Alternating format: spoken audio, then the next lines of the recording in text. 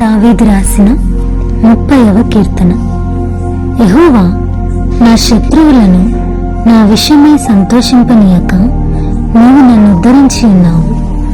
అందుకై నేను నిన్ను కొనియాడుచున్నాను. యెహోవా నా దేవా, నేను నీకు మొరపెట్టగా నీవు నన్ను స్వస్థపరిచితివి. యెహోవా, పాతాళములో నుండి నా ప్రాణముని లేవదీసితివి. నేను గోతులోనికి దిగకుండా నీవు నన్ను బ్రతికించితివి. యెహోవా భక్తులారా, ఆయనను కీర్తించుడి. ఆయన పరిశుద్ధమైన జ్ఞాపకార్థ నామమును బట్టి ఆయనను స్తుతించుడి. ఆయన కోపము నిమిషమాత్రం ఉండును, ఆయన దయ ఆయుష్కాలమంతా నిలుచును. సాయంకాలమున ఏర్పు వచ్చి రాత్రి ఉండినను ఉదయమున సంతోషము కలుగును. నేనెన్నడూ కదలనని నా క్షేమకాలమున అనుకునింటిని. యెహోవా, దయ కలిగి నీవే నా పర్వతమును స్థిరపరిచితివి.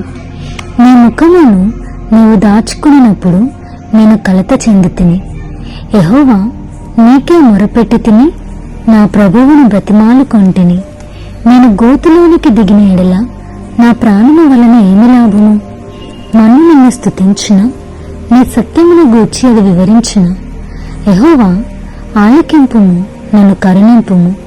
యెహోవా, నాకు సహాయుడవై ఉండుము. నా ప్రాణము మౌనముగా నుండక నిన్ను కీర్తించినట్లు నా అంగలార్పును నీవు నాట్యముగా మార్చిన్నావు. నీవు నా గోనెపట్ట విడిపించి సంతోష వస్త్రములను ధరింపజేసి ఉన్నావు. యెహోవా నా దేవా, నిత్యము నేను నిన్ను స్తుతించెదను. ఆమేన్.